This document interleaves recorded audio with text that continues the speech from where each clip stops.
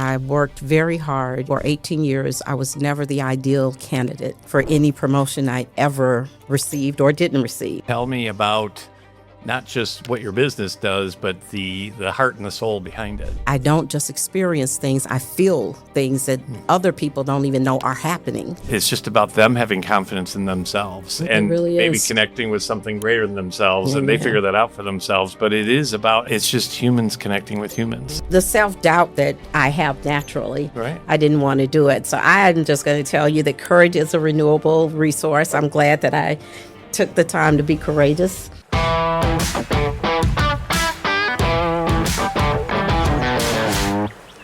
Hi, Coach Bob here, host of Viva La Visionary. Very excited to have my friend, my client, advocate for the city, advocate for so many things, Carla Walker-Miller. How are you? I'm doing great, Bob. I'm happy to be here, too. Oh, well, thanks. I'm honored to have you here. So when I created Viva La Visionary, I'm looking for visionaries who obviously have passion and have had courage and have something they're fighting for. And when I think of that, I think of you. So I want to hear your story. What kind of brought you to being an entrepreneur and then being a visionary, and then definitely want to hear about the business. But I want to kind of hear, what's your story, if you don't mind? Yes, an interesting question. And again, you calling me a visionary, you are probably the first person that actually called me a visionary. I don't know how long it's been since we've worked together. 8 years. Okay, 8 years. And I actually accepted it, okay? And that's because you had a process and a system to recognize visionaries. Visionary is so often a compliment, but you were the first person that said, because you think this way, you act this way, and you make things happen that other people cannot see. Right. You are. And as just a basically simple person that thinks, 1, 2, 3, 4, that made sense to me, right? Yep. Because you had a system to support it. But my entrepreneurial journey was unlikely, as you know. Right. I worked as an engineer for 18 years, a sales engineer for 18 years for a large multinational company.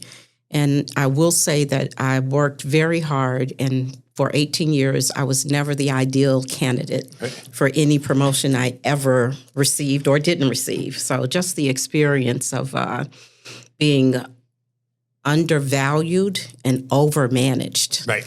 I was going to say, you worked for someone for 18 years? I did. It's hard to believe. Yeah. And you know what's so funny about that is I remember, conversations I had with myself and things I did to adjust, not just for me to be successful, but I spent a lot of time adjusting so that people could see that I was successful, which is very, as you know, very different than my natural inclination to just do the work. Right. And the most important lesson I learned from that is you cannot change how people see you. You can to some extent, but part of how they see you is based on who they are. Correct. And that's the part of it you can't change. You can change the fact of your performance, your precision, so many things. But what they see is out of your control. Right. There's a lot of things out of our control. So many things. So many things. I'm not sure that I knew that for those 18 that's years. new for me as well. Yeah. And that's helped me as I used to think I was in control and responsible for so many things, and to realize that I'm a visionary, and when I have the right people, it's like, I don't have to do it all, especially things that I'm not good at. Absolutely. And there's so many things we aren't good at. There are the things I'm good at, I'm really good at. Right. But there are so many things I'm not good at and don't want to do. Right. And I know people who are amazing and enjoy them. So one of the things I love about EOS is it does teach you to find people. There are people that enjoy those things. Right. Well, I often didn't delegate to people because I'm like, why would I give this horrible task to someone? And they're like, I like it and I'm good at it. I'm like, really? Okay, here you go. Yeah, absolutely. So what are you good at? I am good at seeing gaps. Yep. So I call myself a gap finder because in every position I've ever had, whether I was working for myself or someone else, in my personal life, I can always see what needs to be changed, what needs to be made more efficient, what needs to be deleted from a process. Right. And that has been a large part of my success, not just that I can see it, but that I'm willing to do Right. it, whatever it is. Right. And it means that, number one, there's always something to do, whether I'm the person that should be doing it or not, even when things are running really well and smoothly and we're getting awards. I remember we were doing a graduation for this really successful program at a utility in Illinois. And as we were coming from the stage, I was talking to my team and saying, okay, let me tell you what we should be doing, next time, this, and Right. this. And the customer who loved our performance looked at me and said, Carla, this is a time to celebrate. This is not a time for process improvement. Right. And so just learning to live in the moment more, Right. that you can't always be trying to, make things better, faster, smarter, that you have to really just enjoy where you are sometimes. Right. So how would you rate yourself on celebrating success? I'm learning to do it. When you ask questions like that, though, they always hit me more deeply than you think, because I grew up in a time where you really didn't celebrate Right. Yourself under any circumstances. Humility has always been really important to me. Arrogance, is the enemy for so many reasons. But I am learning to celebrate my success. And more than success, I'm celebrating the freedom, the liberty that success brings. Right. Because it's really interesting, the more successful you are, the more you have opportunities to do other things and to help other people. And so I don't see, even when I think of success, I don't think of it in terms of myself. I think of it as generational success. I think of the work my parents put in to even give us the stability and just the will to be excellent Right. and to be good people. Again, it's hard for me to think of success as just mine. I think about the fact that I'm a person of faith, and because God, under the inspiration of the Holy Spirit, I wrote my business plan. I think of my success as His success and the obligation that success brings to share Right. and to help other people. That's awesome. So I've worked with several hundred visionaries, and there's no one that I've worked with or even known that has a more focused dedication and purpose and passion. So tell me about not just what your business does, but the heart and the soul behind it. I'm going to start with the heart and the soul because my daughter once asked me, Mom, why didn't you tell me that life would be so hard? And she may have used the word tricky. And I said, I'm not sure that I knew. And I didn't know. What I did know as a very young person, I remember being 6 or 7 years old and feeling responsible for making sure things were right at my mother's house, Right. for trying to help my mother to have more joy and not have to work all the time, and when I think of that now, it makes me really sad because no kid should take on the responsibilities to make an adult happy. I know that, but you've heard me describe myself as a person who experiences the world as a very hypersensitive introvert. Mm-hmm. And that's an interesting combination. And it's taken me a long time to do the work to understand everything that entails. But that is why my journey has been as difficult and as successful. And I say difficult because I don't just experience things, I feel things that other people don't even know are happening. Right. Which was disorienting most of my life and still sometimes is. So when we were talking earlier today, I said, I can't read this right now because I feel sad. I feel weepy, right? I feel emotional, right? Yep. So I literally, have a bunch of stuff I need to read that I just don't want to feel that emotion right now. Right. But that's also what has helped me to build a company that values, that really values people and allows me to focus not just on profit, but what does another level of success allow me and us to do for people in the company and even people outside the company. Right. So it's worth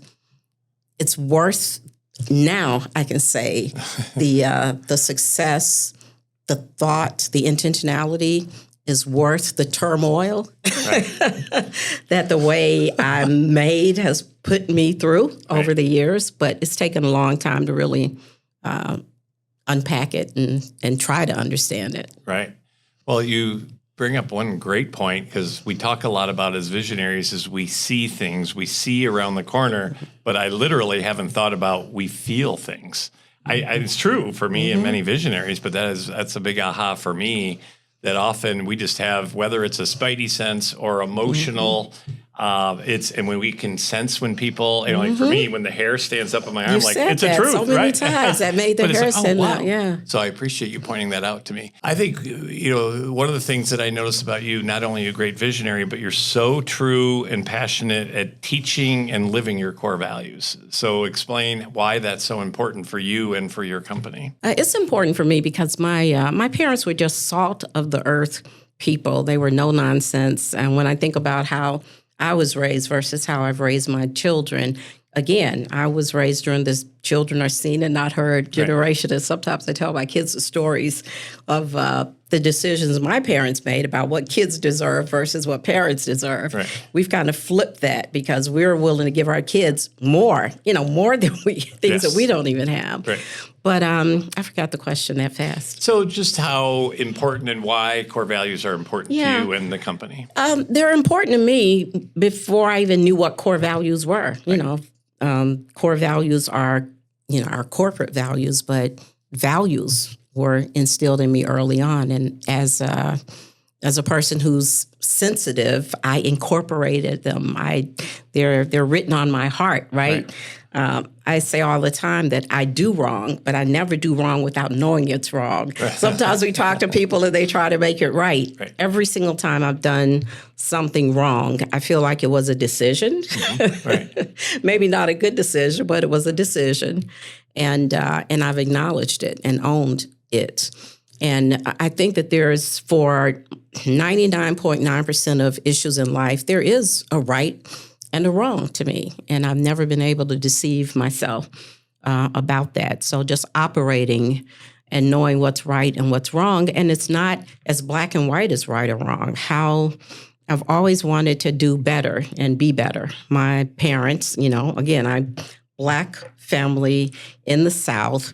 I grew up in the 60s, and you have to be twice as good was instilled in us. And my parents did things to educate us. Education was everything. That was our way out, our way up.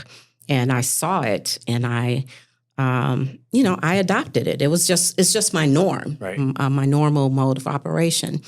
But also just kindness and caring for other people. It's my parents modeled it. It's what I saw. So it was never a question of training that if you have, no matter what you have, whether it's a company, whether it's money, whether it's food, whether it's a ride, if you have something that you can share, share it. I've had to adjust that because at one point I was overly sensitive to other people, what other people's needs are. And there is, as they say in the airport, on the plane, that thing of putting the mask on yourself first. Yeah. That's a real thing.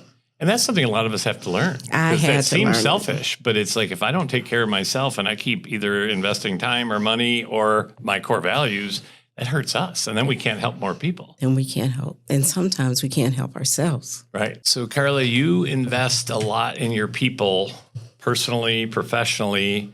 Why do you do that? And do you get a return for that? Oh, absolutely. I get a return for it. During COVID, we were the smallest company on this portfolio of companies that work for the utility.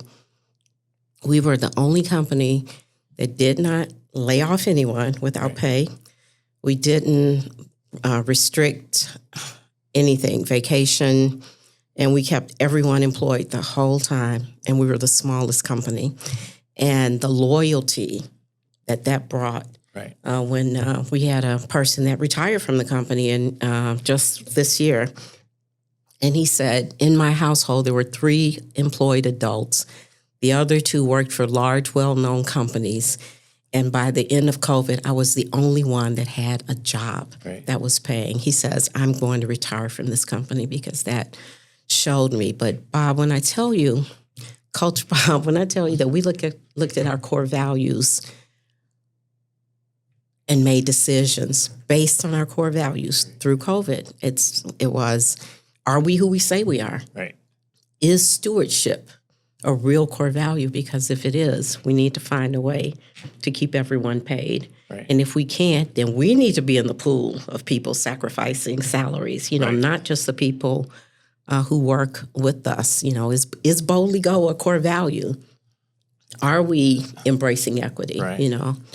And are we valuing our reputations? And our final core value is extraordinary experiences. And people who even know that story or people who experience that agree that it was an extraordinary experience. And you were there when we were going back and forth. Do we really want to say we want the people that work with us to have an extraordinary experience because then they're going to expect it? Right. And how do you do?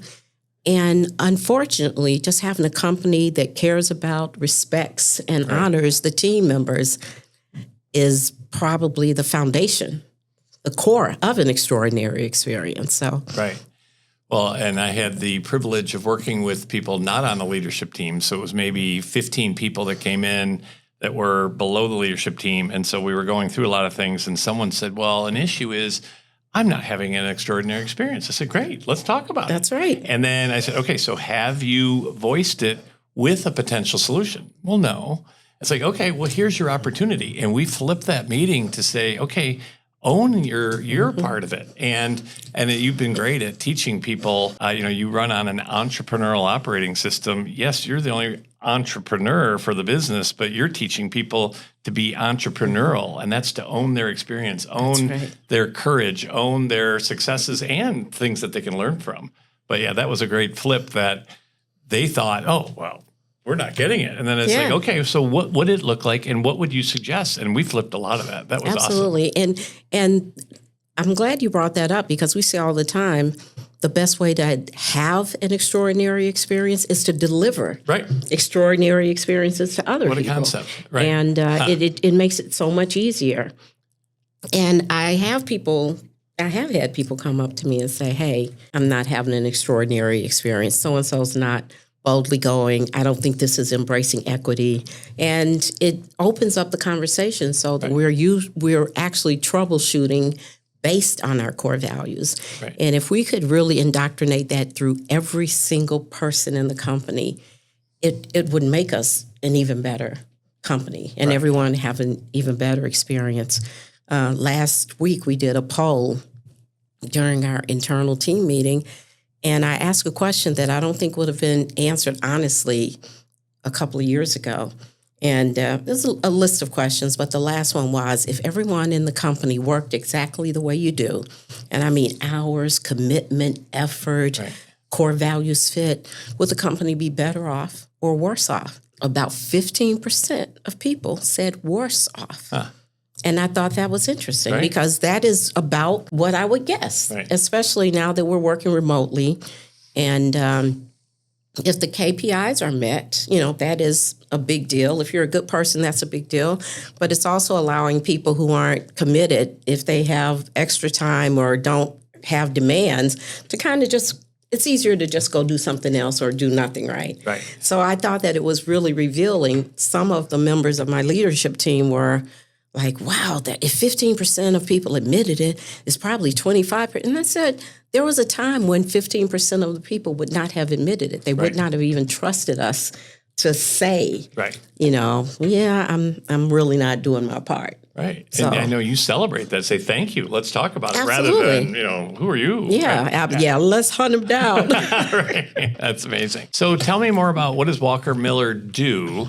Because I know that you've had a vision for it. You've achieved a lot, and now I know there's a lot of things growing even more. So what all does Walker-Miller do? Sure. We are an energy efficiency services company. And we have evolved into a renewable energy and beneficial electrification services company. So we basically, we run utility programs. We work with major utilities in 7 states right now on their energy efficiency or energy waste reduction programs, which are basically mandated by their public service commissions or regulated commerce commissions. What we've done, though, is even though that was a pretty stable business opportunity, one of our mantras is catalyzing equity, catalyzing excellence. And clean energy is a field that, because it kind of derived from engineering, women, Black people, Indigenous people, and other people of colors, minorities, even people from very low incomes are underrepresented. Right. So one of the gaps that we have decided to close by our very presence is recruiting and training and more people who are underrepresented so that the energy efficiency and renewable energy industries reflect more of who we are as a country so that we can serve, all families, all businesses, and everybody rises. So, and I hear you talk about, I have 2 things. So I'll go to, I believe one of your differentials or uniques is that you hire people in the area you go into. So you're helping the economy and the community, which I know is a huge thing for you. Yeah. So as we were learning the business, one of the things we realized is that the larger companies, the majority companies, were sending their permanent team members to the local locations that the utilities, where the home utility served, and then hiring the lower positions locally. We really do believe in driving equity, and you can't drive equity without driving economic equity. Right. And that means training and hiring in the places where people you serve are. Right. So that was one of our first differentiators, but also taking the extra time and effort to seek out people who identify as diverse. When we go to clean energy conferences, even today, there are very few Black people still. There's very few ethnic diversity. The top speakers are white males. And again, that is because of the fact, energy efficiency, clean energy was largely engineering driven. Right. But now with the environmental movement and the clean energy transition, the interest in clean energy is so high that it's easier to recruit, it's easier to make people aware of the opportunity. And because it's now the fastest growing business segment on the globe, no matter what business segment you're talking about, energy is the foundation of it. Even AI and data centers, the big debate discussions right now are around energy availability and sustainability and affordability. So it's an honor. I feel really blessed to have been in the industry long enough to understand it, have learned, develop a position of excellence and even thought leadership and innovation in it at this particular time. So I don't understand half of what you talk about when you're talking about what all Walker-Miller does. But so tell me about some of the new things happening in energy and the power plant that you're creating. And I don't even get it all. But if you could simplify it for me, what's happening with the advances of energy? One of the biggest advances in energy right now is distributed generation. And it just means that the generation does not have to occur at the utility at a point far from where the energy is used. We're accustomed to seeing huge power plants close to some water source where they're generating steam, and then transmission towers, and then distribution lines, and then, lines overhead or underground to a building. And now, literally, energy can be generated at that building and used at that building. Wow. Right. And it can be used either in concert with the grid or independent of the grid.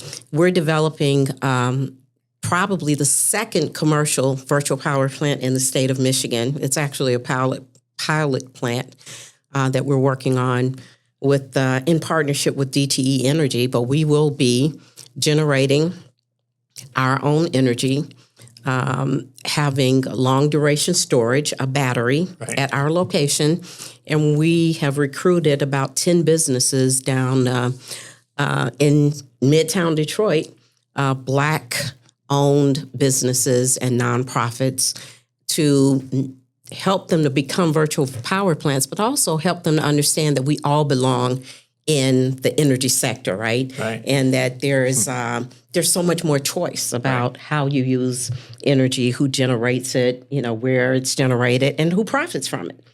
So that virtual power plant is actually going to support the grid so that DTE will be able to send those businesses a signal to decrease their load, their use of the grid at any given time, to give the utility more grid capacity.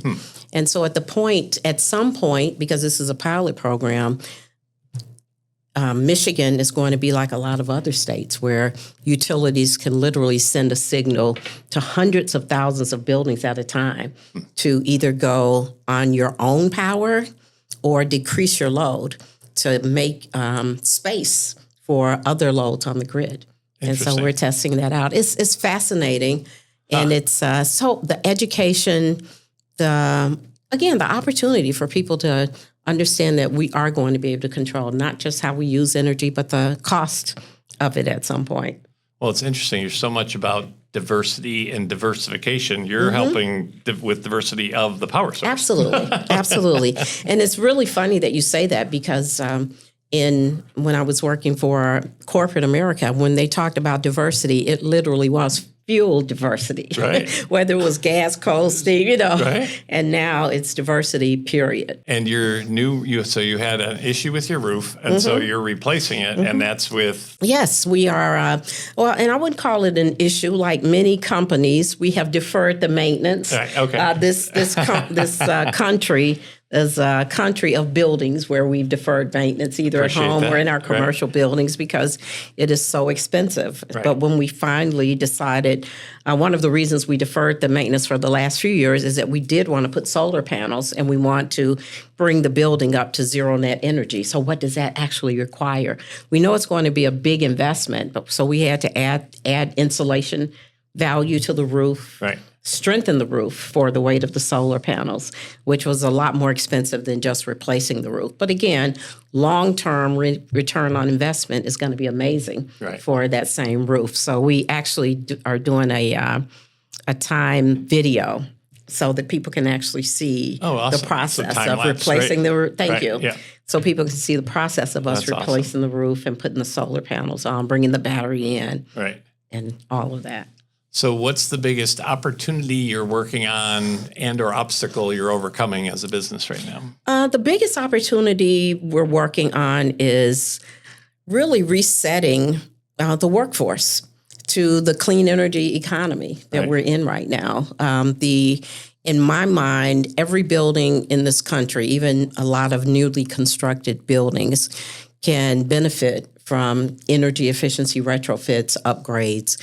And when you think about the fact that we don't have enough carpenters, plumbers, electricians to actually do that work, as we talk about how many people are going to be unseated by AI, we need to talk about the fact that a lot of people are just going to go do something different. You don't just say, okay, I can't work. And there are going to be so many more opportunities. I think we're going to create a whole new, just a whole new generation of people who learn to work with their hands again. Like we worked with our hands. That was the most of the jobs at some point in this country. So I think it's just an evolution of the workforce. Also, I think that the opportunity for thought leadership. When this country was built and the decisions that have been made up until now have been made by a small group of really powerful people, really wealthy people. And I think technology has really democratized the opportunity to learn and think and innovate. And I think it's going to serve us really well. So I'm just excited about the opportunity for innovation in this season of in the life of the country. Right. Well, that's awesome. Two thoughts that have come up. One, when you brought in a highly powered person from a bigger business, and so after a 2-day session and strategizing and knocking out issues and topics and whatnot, at the end, she literally, how I remember it, she looked around, she's like, "This is kind of weird." And we're all like, "What?" And she said, "You all care for each other." Yeah, and that was like did. a shock to her. She did. So again, it's obviously more enjoyable, but does that increase productivity? Does it? I mean, I think so, but I wanted to get your take on it. It's enjoyable. It increases productivity because it reduces stress. When you think about one, you know that we have all these sayings, and one of my sayings is I want a team that has a space to navigate projects and programs and not personalities. Right. And we spend a lot of time, and a lot of the issues that we have are personalities working around, people. And some of the people we're working around, they don't even want to be there. Right. So how can we help our teams to bring every single member of our team? If every member of our team was bringing their best self to work every day, right, and being in an environment where people care about you, I think it helps you to want to bring your best self, right, and to check yourself when you are not. Right. We all have days, Sure, right, where we're not at our best. And if you come in as a grouch or a disruptor, everyone is looking at you saying, "We don't do that here." right. That's kind of where some of our teams are, and we Right. need to get all of our teams to that point. Right. Well, as a visionary, I watch you that are the go-to person. And as we visionaries realize, sometimes we are the actual bottleneck. And so I've seen you try and then start to succeed and elevate, and you've created other thought leaders. And I honestly think that you're not the one looking for all of the glory. And so for you to look around and you say, "We have 8 thought leaders here," and that's amazing. Now, is that how you've always been, or did you realize? Because I know for a lot of people, not that we need that recognition or to be the hero, but just any thoughts around the value of helping to create other thought leaders? Yeah, it's been a balance because of just the trajectory of my career and even the business. I have at times struggled because I've needed to push through and be recognized. One of the biggest contracts I ever lost, it took me 2 years. It happened in 2012, and it wasn't until 2014 that I learned why I lost it. And it was because even though we had the best price, we were told we had the best evaluated price and the best evaluated offer, we never got the business. And that what I finally found out was the business went to someone that had a better relationship with the customer. Right. And that was a big, painful aha for me. Right. And so from 2014, for probably 8 years after that, my business plan became 4 words: y'all gonna know me. Because I realized that people knowing who you are and considering you as capable is part of business. Right. So I had years where I was trying to establish a reputation as a person, a serious person who knows what they're doing. I didn't just jump out here and decide, hey, I'm going to do some energy. And so, but as my company has grown and as I've surrounded myself with people who literally are smarter than me about so many things, then I've been able to push and say, hey, can you go on stage? Hey, will you go to this meeting? Because I trust you to represent me. I trust you to speak on behalf of the company. And the more people we can build up to do that, the more stress, strain, it relieves the bottleneck, as you say. Right. And it makes it better for everyone. It allows them to get the shine, the recognition, and just some of the perks of being part of a business. Right. So I want to shift to Detroit for a minute. You're so committed to Detroit. How is Detroit doing? And then one other comment is being with you and another very successful entrepreneur this morning in Detroit, and to see their commitment and your commitment and the common vibe around it. It gets me excited to be a part of Detroit. So how is Detroit doing? And Detroit's doing great. Detroit, I moved to Detroit in 1990, and I did not want to come to Detroit, and I spent years resenting the fact that I was in Detroit. But even as I was resenting that fact, Detroit was growing on me. And it was so easy once I opened my heart to love Detroit. Right. I'm mad at myself for not doing it early on, but I just wasn't in a space to do it because I was not where I wanted to be. But I've never been in a place where the people are so positive and so loving and so committed to making things work out, even at its lowest. People in the neighborhoods in Detroit were 10 toes down to make sure Detroit was okay. Right. So all those jokes, don't go there, you'll get killed. Right. The last person turned the lights out. I went from resenting that I was here to like defending Detroit with every beat of my heart. Right. It's an amazing place. And Detroit is finally, everyone knows we filed for bankruptcy, the largest municipal, the largest city at the time to do so. But God is good. Detroit is more than back. The people are as great as they've ever been. The population is growing. The economy is amazing. There's so much investment. There's an entrepreneurial spirit and support system. And of course, we've always had, music Right. and just joy. Right. I can't imagine being anywhere else. Right. Well, you're a huge reason why Detroit's doing so well. Oh, now I'm a small part. I'm one of so many people Right. that have. There are so many people who were committed to Detroit way before me that held it down. But it's amazing. The spirit of Detroit is alive and well. Right. Oh, that's awesome.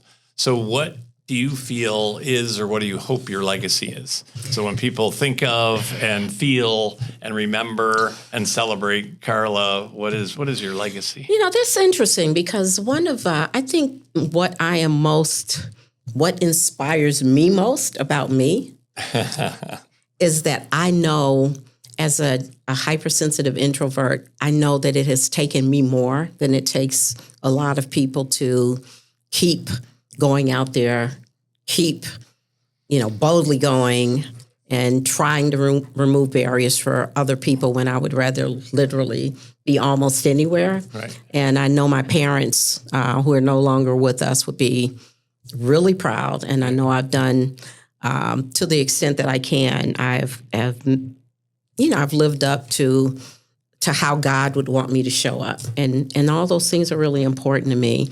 I don't think as much about legacy, but what I do, if I was going to say that I was proud of one thing, it has been maintaining 100% of the ownership of my company. Right. Because it has given me the autonomy to make decisions that aren't just profit focused. Right. I can say, we've had a good 6 months, so I want to give everyone a bonus. I can say I want to go from this percentage of healthcare to another, a higher percentage of healthcare. There are things that I can do to, and there are risks that I can take. Right. There are blessings that I can bestow without going to a board. Right. So that's been liberating. But I also, it makes me sad that so many companies that have infinitely higher profits aren't investing in the human beings Right. that help them to make that profit. And I often think what a wonderful country this would be Right. if people who were blessed to make money like me didn't feel they had to make the maximum Right. and had the opportunity to invest more in just people. Right. Well, and that's what profit, people is the third P or whatever I've heard. It is. And you live that. That's awesome. I try. So I have one more question, but before I get there, do you have any either questions for me or anything else you want to bring up? This is, 4 visionaries, 2 visionaries about visionaries. So anything else you want to share, lessons learned or questions for me? Yeah, I'll tell you, Bob. I thought that I was going to fire you the first time you ever facilitated an EOS session for us because you're smart. You have a lightness of spirit that I appreciate, but you are stealth. You bring out the best in us without knowing that it's that we're doing it. So, a lot of people self-perform the system, and I thought we would have long ago. But as we go down this journey and learn more, about the discipline, the commitment that it takes to live the core values, then I've found that you and I have found more ways that you can be supportive. So investing in our early managers and people who really don't even see themselves as managers, Right. by connecting them with you has really been, it's been really affirming and rewarding. So Well, thank you. I think of so many ways we can continue, to work together and to grow. Knowing a visionary personally has been really helpful to me. Awesome. I appreciate that. So thank you. And you've helped me, by having confidence in me and turning some of your people over. And it's just about them having confidence in themselves and really maybe is. connecting with something greater than themselves. And they figure that out for themselves. But it is about, and I heard you say, it's just humans connecting with humans. So that's helped me to help more people. So I appreciate your guidance and your wisdom for me. That's been amazing. So I appreciate our relationship greatly. So my last question is, this is called Viva la Visionary. So what does Viva la Visionary mean to you? So I really don't know how to answer that, but I have a quote that I like to tell people. Sure. Other people quote other people. I quote myself because I am such an introvert. And I say that courage is a renewable resource. And some days I don't feel as courageous as other days, even coming on a podcast. For me, we've been talking about it a long time, right?